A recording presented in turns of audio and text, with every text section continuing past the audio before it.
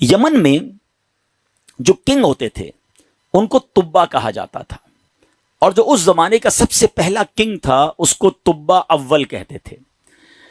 تبا اول بہت بڑا بادشاہ تھا، مسلمان تو تھا نہیں، ایمان تو لایا نہیں تھا، مگر تبا اول کا پلان یہ تھا کہ اس نے ایک بہت بڑا لشکر بنایا۔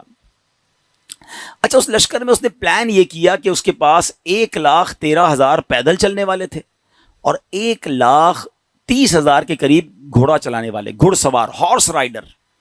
ٹرائی ٹو امیجن کتنا بڑا اس کا جلوس تھا، کتنا بڑا لشکر تھا۔ وہ اپنے پورے لشکر کو لے کر اس نے پوری دنیا کو ٹریول کرنے کا پلان کیا۔ اچھا، وہ جس شہر میں جاتا سارے شہر کے لوگ باہر آ جاتے، ڈر بھی جاتے، روب میں بھی آ جاتے کہ اتنا بڑا جلوس لے کر ہی آیا ہے، اس کا استقبال بھی کرتے، اور ہر شہر سے وہ 10 اسکالرز، ان کے 10 علماء اپنے ساتھ لے جاتا۔ اتنا لانگ ٹرپ ہو گیا کہ اس کے پاس 4,000 علماء ہو گئے۔ اب انڈرسٹینڈ کریں کہ کتنے شہروں میں وہ گیا ہوگا، 4,000 علماء جمع ہو گئے۔ اب وہ ٹریول کرتے کرتے کرتے مکہ پاک پہنچا۔ اچھا، مکے جب وہ انٹر ہوا تو مکے کے لوگوں نے کوئی اس کو رسپیکٹ نہیں دی، کوئی اس کا استقبال نہیں کیا، اور کوئی جناب اس کا کوئی روب بھی نہیں پڑا۔ تو اس نے اپنے وزیروں کو بلایا کہ یہ کیسے لوگ ہیں، یہ شہر کیسا شہر ہے، نو بڈی کوئی استقبال بھی نہیں ہوا، کوئی ہمارا روب بھی نہیں ہے، کوئی دبدبہ بھی نہیں ہے، ٹیک کیئر بھی نہیں کیا انہوں نے ہمیں۔ تو اس کے وزیروں نے بتایا کہ بات یہ ہے کہ یہ مکے والے جو ہے نا، ان کے پاس ایک بہت کمال کی عمارت ہے جس کو یہ کعبہ کہتے ہیں، اور یہ کعبے کا طواف کرتے ہیں۔ کعبے میں انہوں نے بت رکھے ہوئے ہیں۔ آپ کو یاد ہوگا کہ نبی پاک کی آمد سے پہلے کعبے میں تو بت تھے، تو یہ کعبے کی رسپیکٹ کرتے ہیں، باقی کسی کو گھاس واس نہیں ڈالتے۔ تو بڑا کرو فر والا کنگ تھا، اتنا بڑا لشکر تھا، اس نے کہتا اچھا ایسی بات ہے تو میں کعبے کو ہی گرا دیتا ہوں، کعبہ ہی ڈیمولش ہو جائے گا تو یہ کس کا طواف کریں گے، پھر یہ سب میرے پاس آ جائیں گے۔ تو اس نے ابھی پلاننگ کی، صرف سوچا، رات اس کے سر میں سیویئر پین شروع ہو گیا، خطرناک قسم کا درد سر۔ اس کی آنکھوں سے، اس کے کان سے اور اس کے ناک سے پانی نکلنے لگا، اور وہ اتنا بدبودار پانی تھا کہ کوئی قریب بھی نہ بیٹھ سکے، اتنا پریشان۔ اچھا، لشکر میں ڈاکٹر بھی تھے، ڈاکٹر بلائے گئے، طبیب آئے، بڑے بڑے علاج کیے، کوئی فرق نہ پڑے، 2-3 دن نکل گئے، تکلیف ختم ہی نہ ہو۔ تو ایک جو ڈاکٹر تھا، جو سب سے بڑا ڈاکٹر تھا، اس نے کہا دیکھیں یہ معاملہ جو ہے نا، مجھے آپ کی بیماری کا نہیں لگ رہا، یہ کوئی آسمانی معاملہ ہے، آپ کسی عالم سے پوچھیے۔ تو انہوں نے اپنے لشکر میں جو سب سے بڑے عالم تھے ان کو بلایا کہ آپ چیک کریں معاملہ کیا ہے۔ تو انہوں نے کہا یہ بتاؤ کہ تم نے کوئی غلط خیال تو نہیں کیا اس شہر کے بارے میں، یہاں کے رہنے والوں کے بارے میں؟ اس نے کہا ہاں، میں نے تو پلان کیا تھا کہ کعبہ گرا دوں گا، یہاں کے مردوں کو قتل کر دوں گا، عورتوں اور بچوں کو قیدی بنا لوں گا۔ تو ان عالم دین نے کہا کہ نہیں، تم نے غلط کیا، تمہیں نہیں پتا کہ یہ کعبہ کیا ہے، اس کا مالک وہ خالق ہے، وہ مالک ہے کہ اگر اس کے بارے میں، کعبے کے بارے میں نیگیٹو سوچو گے تو برباد ہو جاؤ گے، فوراً توبہ کر لو ورنہ تم خود ہی برباد ہو جاؤ گے۔ کہا اچھا ایسی بات ہے۔ تبا نے توبہ کر لی، جیسے ہی توبہ کی تو اس کا سارا درد ختم ہو گیا، وہ فریش ہو گیا، اس کی طبیعت ٹھیک ہو گئی۔ تو اب اس نے دین ابراہیمی اختیار کر لیا، اللہ پر ایمان لایا، اور اس زمانے میں حضرت ابراہیم کا دین چل رہا تھا، ابھی نبی پاک تو آئے نہیں تھے، اس نے دین ابراہیمی ایکسیپٹ کیا اور اس نے اللہ پر ایمان لے آیا۔ اچھا، اب وہاں سے پھر لشکر آگے چلا، اور چلتے چلتے چلتے ایک ایسی بستی میں پہنچا جہاں کھجور کے درخت تھے، بڑی خوشگوار وادی تھی، اور وہاں انہوں نے پڑاؤ ڈالا۔ اچھا، اس لشکر میں جو علماء تھے انہوں نے اپنی کتابیں نکالی، ان کے پاس آسمانی کتابیں تھیں، وہ پڑھتے گئے اور کہنے لگے یہ تو وہی جگہ ہے جہاں ہماری کتابیں بتاتی ہیں جہاں اللہ کے آخری نبی ہجرت کر کے آئیں گے۔ یعنی اس کا مطلب وہ ڈھونڈتے ڈھونڈتے آج کے مدینے میں پہنچ گئے تھے، جس کو آج ہم مدینہ کہتے ہیں نا، یہ وہاں پہنچ گئے تھے۔ تو 400 علماء نے کہا کہ بھائی ہم تو یہ جگہ چھوڑ کے نہیں جائیں گے، پتہ نہیں کب نبی پاک آ جائیں، اب ہم نے یہیں ٹھہرنا ہے، اگر تبا رہنے دے گا تو ٹھیک ہے، بے شک ہماری بوٹی بوٹی کر دے، ہم نے یہ شہر چھوڑ کے نہیں جانا۔ اطلاع تبا کو بھی مل گئی، تبا نے بلایا علماء کو کہ کیا مسئلہ ہے؟ تو کہا دیکھیں حضرت، ہم نے اپنی کتابوں میں پڑھا ہے، ہمارا حساب کتاب بتاتا ہے کہ اللہ کے آخری نبی اسی بستی میں آئیں گے، ہم اس بستی کو چھوڑ کے نہیں جائیں گے، ہم ان کے خادم بن کر رہیں گے، ان کے امتی بنیں گے، ان پر ایمان لائیں گے۔ اچھا، تبا بھی 2-4 دن پہلے ہی یا کچھ دنوں پہلے ہی مکے کی تعظیم سمجھ چکا تھا، اللہ پر ایمان لا چکا تھا، تو اس نے کہا اچھا ایسی بات ہے تو میں بھی رک جاتا ہوں۔ اس نے کیا کیا، 400 علماء کے لیے 400 گھر بنائے، ان 400 علماء کی شادیاں کروائیں، ان کو خوب مال و دولت بھی دیا۔ 1 سال تبا خود بھی وہیں رہا، 1 سال کے بعد دیکھا کہ نبی پاک تو نہیں آئے، تو اب طبا نے ایک کمال کا خط لکھا. سنیے گا پیارے اسلامی بھائیو، یہ دنیا کا انوکھا خط ہے کہ اس کے لیے لکھا جا رہا ہے جو بھی دنیا میں آئے نہیں ہیں. اور کس عشق والی زبان میں طبا بادشاہ نے وہ خط لکھا. اس نے لکھا کہ اس اللہ کے نام سے شروع جو عالمین کا رب ہے. میں جناب رسول اللہ صلی اللہ تعالی وسلم کی بارگاہ میں طبا اول حمیری سلام پیش کرتا ہوں، اور میں آقا علیہ الصلوۃ والسلام کی بارگاہ میں عرض کرتا ہوں کہ حضور اگر میں نے آپ کا زمانہ پا لیا تو میں آپ کی خدمت کروں گا، آپ پر ایمان لاؤں گا، آپ کی سنت پر عمل کروں گا، جو آپ کتاب لے کر آئیں گے میں اس پر بھی عمل کروں گا. اور حضور اگر میں پھر بھی آپ کا زمانہ نہ پا سکوں تو مجھے اپنی غلامی میں قبول فرمائیے، اور قیامت کے دن مجھے میری شفاعت فرمائیے گا، مجھے بھول نہ جائیے گا. بڑا کمال کا عشق والا اس نے خط لکھا. اس خط کو اس نے سیل کیا گولڈن اسٹیمپ لگا کے.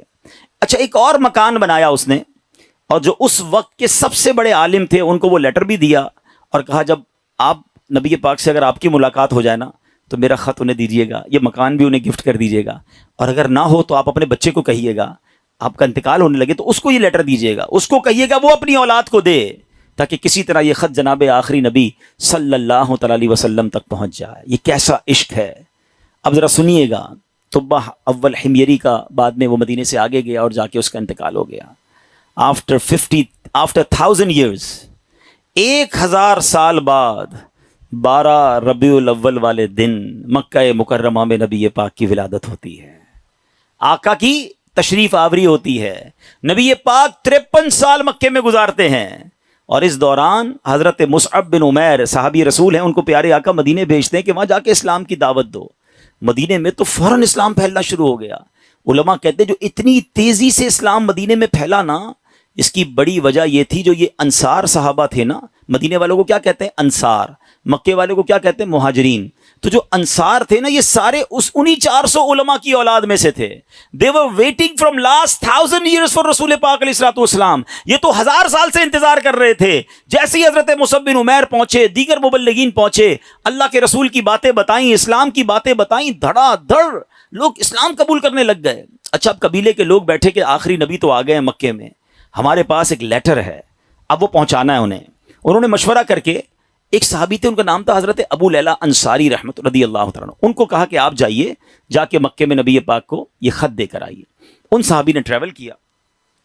جب وہ ٹریول کر کے جانے لگے تو ان کو کسی نے بتایا کہ نبی پاک مکے سے پہلے ایک وادی میں بیٹھے ہیں، صحابہ کرام کے ساتھ جلوہ فرما ہے. اچھا، انہوں نے نبی پاک کو نہیں دیکھا، نبی پاک نے انہیں نہیں دیکھا. سوشل میڈیا کا زمانہ تو تھا نہیں نا کہ کسی طریقے سے دیکھ لیتے. اچھا، یہ گئے اس دربار میں، جیسے ہی داخل ہوئے کمرے میں، نبی پاک صحابہ کے ساتھ بیٹھے ہیں، وہ کمرے میں داخل ہوئے، پیارے آقا فرماتے انت ابو لیلہ، تم ابو لیلہ ہو. وہ شاکڈ ہو گئے کہ میرا نام کیسے ان کو پتہ چل گیا. کہ جی یا رسول اللہ، میرا نام ہی ابو لیلہ ہے. فرمایا تمہارے پاس میری ایک امانت ہوگی، مجھے وہ خط دے دو. ایک بار اور حیران ہو گئے کہ رسول اللہ صلی اللہ علیہ وسلم کو نے بتایا نہیں، پہلے ان کو پتا ہے. نبی پاک نے وہ خط لیا، سیدنا ابوبکر صدیق کو وہ خط دیا اور کہا ابوبکر پڑھو. اب بھرے دربار میں وہ عشق والا خط پڑھا گیا ہے. طبا اول حمیری کا وہ عشق کی جو لیٹر تھا وہ پڑھ کر سنایا گیا کہ حضور میں آپ کا امتی، میں آپ کا غلام، مجھے قیامت کے دن بھولیے گا نہیں. اگر آپ کا زمانہ پایا تو آپ کی خدمت کروں گا، زمانہ نہ پا سکا تو پھر بھی میں آپ کا غلام ہوں. اللہ اکبر. نبی پاک نے بھی خط پڑھ سنا نا تو پتہ کیا فرمایا؟ مرحباً اخ الصالح، مرحباً اخ الصالح، میرے نیک بھائی کو مرحبا ہو، نیک بھائی کو مرحبا ہو. امیر پیارے آقا علیہ الصلوۃ والسلام نے اس بادشاہ کو نیک بھائی کہہ کر پکارا. اچھا، اب ابو لیلہ انصاری تو حیران پریشان، نبی پاک پر کلمہ پڑھا، مسلمان ہوئے کہ ان کو مجھ سے پہلے پتہ ہے کہ یہ میرے دل میں کیا ہے اور میں کیا لے کر آیا ہوں. واپس گئے، اپنے شہر والوں کو بتایا کہ بھائی میں تو ان سے مل کر آیا ہوں جو تو غیب کی خبریں دیتے ہیں. اچھا، بہرحال اب نبی پاک نے مکے سے مدینے سفر اختیار کیا. اچھا، مدینے والوں کو انتظار تو بڑا تھا کہ پیارے آقا مدینے آئیں گے. اچھا، نارملی 7 days کا ٹریول ہوتا تھا. اگر مکے سے کوئی اونٹوں پر یا گھوڑوں پر نکلتا تھا نا، it's take almost 7 days to travel. اب آج کل تو ہم 4 گھنٹے میں پہنچ جاتے ہیں، بڑے اچھے روڈ بن گئے ہیں. اب نبی پاک جب روانہ ہوئے تو وہ نیوز مل گئی مدینے والوں کو. لیکن آپ کو پتا ہے کہ وہ ہجرت کا سفر اب نارمل سفر تھا، نارمل سفر نہیں تھا. بڑے پرابلمز تھے، بڑے ہرڈلز تھے. 3 دن 3 راتیں تو نبی پاک کو غار ثور میں رہنا پڑا. راستے میں مکے کے لوگ انٹرسیپٹ کرنے پہنچے ہوئے تھے. تو اب مدینے والے سمجھ رہے تھے کہ 7ویں دن نبی پاک آ جائیں گے. وہ ڈیلی مدینے کے گیٹ پہ جا کے کھڑے ہو جاتے کہ نبی پاک آ جائیں گے. صبح جاتے، ویٹ کرتے، دوپہر ہوتی تو واپس آ جاتے. اگلے دن پھر صبح جا کے کھڑے ہو جاتے. روز استقبال کی تیاریاں ہیں. اچھا آپ کو معلوم ہے نبی پاک علیہ الصلوۃ والسلام کس دن مدینے میں داخل ہوئے؟ کافی دن لگے، مگر سرور کائنات صلی اللہ تعالیٰ علیہ وسلم جس دن مدینہ منورہ میں صحابہ کے جھرمٹ میں داخل ہوئے نا، وہ دن 12 ربیع الاول کا دن تھا۔ ہاں وہ دن بھی برتھ ڈے آف رسول پاک علیہ الصلوۃ والسلام تھا۔ سبحان اللہ، اللہ کی شان دیکھیں کہ ربیع الاول کا 12 ربیع الاول کا جو جلوس ہے، کچھ لوگوں کو کنفیوژن ہوتی ہے۔ اللہ اکبر، میرے آقا جو مدینے میں داخل ہوئے تو صحابہ بھی ہیں اور خود پیارے آقا بھی ہیں، بلکہ ایک صحابی کہتے ہیں حضور بغیر پرچم کے کیسے داخل ہوں گے؟ آپ جا رہے ہیں تو شان و شوکت کے ساتھ داخل ہونا ہے۔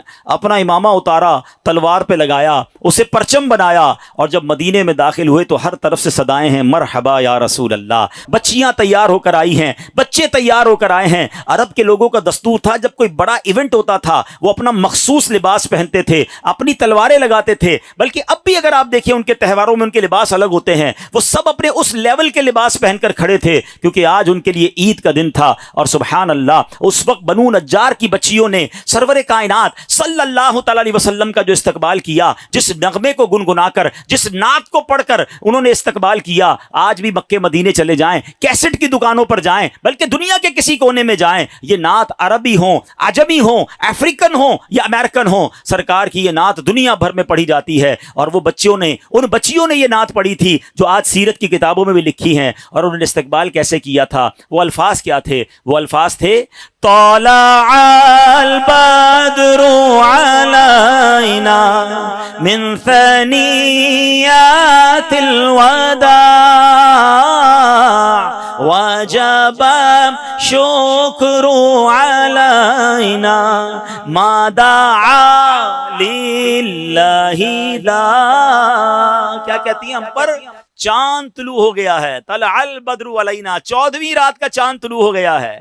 کہاں پر؟ سنیت الوداع کی گھاٹی میں، جس جگہ یہ استقبال ہوا نا اس علاقے کو سنیت الوداع کہتے ہیں۔ اور وجب الشکر علینا، ہم پر واجب ہو گیا ہے اللہ کا شکر ادا کرنا۔ ما دعا للہ دعا، جب تک لوگ اللہ کے لیے دعوت دیتے رہیں گے، یعنی قیامت تک ہم پر اب یہ شکر اللہ کا واجب ہو گیا کہ نبی پاک ہمارے مدینے آ گئے ہیں۔ آپ کو پتہ ہے مدینے کے رنگ کیسے بدلا، مدینے کی تقدیر کیسے بدلی؟ مدینہ پہلے یثرب کہلاتا تھا، وہاں کی آب و ہوا میں بیماریاں تھیں، جو جاتا بیمار ہو جاتا تھا۔ اللہ اکبر، مصطفیٰ کریم کے قدم تو کیا لگے، مدینے کے غبار میں بھی شفا ہو گیا ہے۔ اب تو بیمار کو کہتے ہیں ٹھیک ہونا ہے تو مدینے ہو آؤ، ہیں جب سے قدم لگے ہیں رسالت مآب کے، جب سے قدم لگے ہیں رسالت مآب کے، جنت بنا ہوا ہے مدینہ حضور کا۔ کیا قدم لگے میرے آقا کے، بھاگ ہی جاگ گئے مدینے والوں کے۔ اچھا، اب پیارے آقا جب مدینہ شریف میں انٹر ہوئے نا، everybody want to welcome and everybody want to host ہم۔ ہر بندہ چاہ رہا تھا کہ نبی پاک ہمارے گھر آ جائیں، کیونکہ اشتیاق بہت تھا، تڑپ بہت تھی۔ تو نبی پاک نے فرمایا کہ میری جو اونٹنی ہے نا، یہ اللہ کے حکم سے بندھی ہوئی ہے، یہ جدھر جا کے رکے گی ادھر جا کر ہی میں نے رہنا ہے۔ اچھا اب ذرا تصور کیجئے، امیجن کیجئے کہ وہ اونٹنی مدینے کی گلیوں میں گھوم رہی ہوگی اور ہر صحابی یہ امیجن کر رہا ہو کاش میرے دروازے پر رک جائے، کاش میرے دروازے پر رک جائے۔ مگر بھاگ کس کے جاگے؟ سیدنا ابو ایوب انصاری رضی اللہ تعالیٰ عنہ، کہ وہ اونٹنی جو ہے ان کے دروازے پر جا کے رکی۔ اچھا اب ایک اور امیزنگ بات شاید بہت ساروں کو پہلی بار پتہ چلے گی، حضرت ابو ایوب انصاری رضی اللہ تعالیٰ عنہ کا ایک لقب ہے، ہم سب کہتے ہیں میزبان رسول، ٹھیک ہے نا؟ لیکن شاید لوگوں کو نہیں پتا کہ حضرت ابو ایوب انصاری اسی عالم دین کی اولاد سے ہیں کہ جن کو طبہ اول نے لیٹر دیا تھا، جو سب سے بڑے عالم تھے نا، یہ انہی کی اولاد میں سے ہیں۔ اور حضرت ابو ایوب انصاری اسی گھر میں رہتے تھے جو گھر طبہ نے نبی پاک کے لیے گفٹ کے طور پر بنایا تھا۔ گویا مطلب یہ بنا کہ یہ گھر نبی پاک کا ہی تھا، حضرت ابو ایوب انصاری اس کو ٹیک کیئر کر رہے تھے۔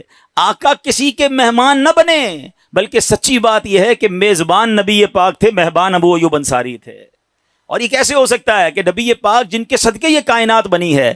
امام عشق و محبت اعلیٰ حضرت بڑا کمال کا شعر لکھتے ہیں، آپ فرماتے حضور یہ کائنات جب آپ کے لیے بنی ہے، آپ کی وجہ سے بنی ہے، تو پھر سارا زمانہ تو اس میں مہمان ہوا نا، اصل میزبان تو آپ ہیں۔ آپ کہتے ہیں آسمان خان زمین خان زمانہ مہمان، آسمان خان زمین خان زمانہ مہمان، صاحب خان نالا کب کس کا ہے تیرا تیرا صاحب خواہ، نالا کب کس کا ہے تیرا۔